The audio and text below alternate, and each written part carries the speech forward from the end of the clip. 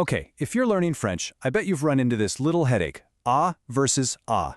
They sound exactly the same, but that tiny little accent changes everything. Don't worry, in the next few minutes, we are going to clear this up for you for good. So, let's kick things off with a little challenge. I'm going to show you a sentence that has a super common mistake, one that learners make all the time, especially when they're talking about time. All right, have a look at this on your screen. Le cours commence à 9 heures. Do you see the problem? If you're scratching your head right now, don't even worry about it. By the time we're done here, you'll spot this kind of thing in a heartbeat. So, what is the actual difference here? Well, it all comes down to one simple thing. One is a verb, and the other's a preposition. Let's break that down. First up, let's just be clear on what we're talking about here. The fancy word for this is homophones. You know, words that sound the same but mean totally different things and are spelled differently. Think of there, and there in English. Well, in French, and ah are a classic example. Now, where are we getting all this great info? From this awesome grammar chart right here. It lays everything out so simply and clearly, it's the perfect guide for what we're doing today. And here it is, the big difference laid out side by side. On the left, you've got ah with no accent. That's part of the verb avoir, which means to have. Specifically, it's the version for he, she, or it. Then on the right, you have ah with the accent. That's a preposition, and it can mean at, to, or in, which is why it's so important for telling time.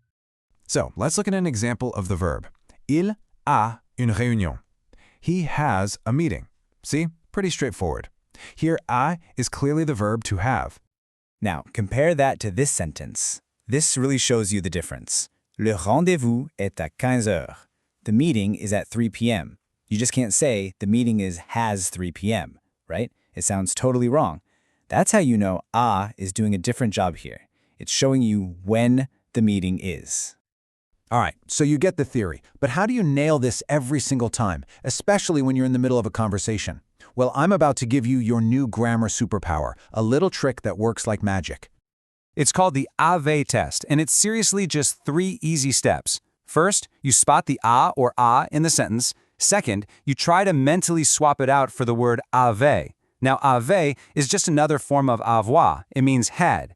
And third, you just ask yourself, does this sentence still sound right? And here's the golden rule, the main takeaway.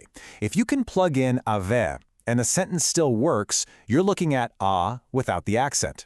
If it turns the sentence into total nonsense, you absolutely need ah with the accent. Simple as that. Let's try it out.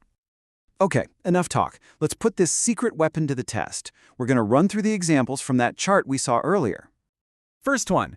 So, il une réunion. What do you think? A or ah? Go ahead, try the test in your head. And the answer is A. Why? Well, let's do the swap. Il avait une réunion means he had a meeting. Makes perfect sense, so it's got to be A. All right, ready for the next one? Elle est disponible 16 heures. She's available at 4 p.m.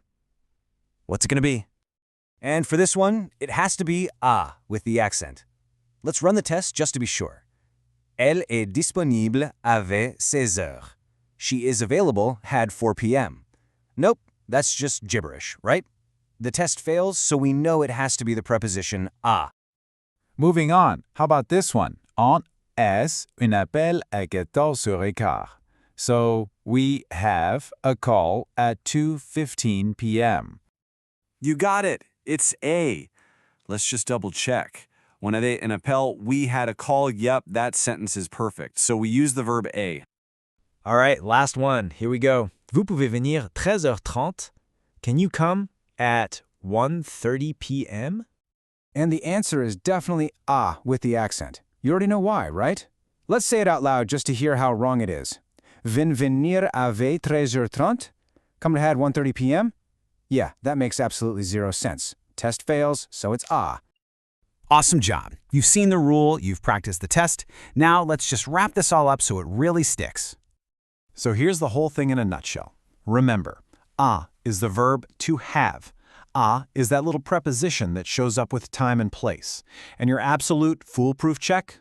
The avait test. Can you swap it for avait? If yes, use ah. If no, use ah. You've got this. And just like that, the whole ah versus ah mystery is solved. Seriously, you can feel confident about this now.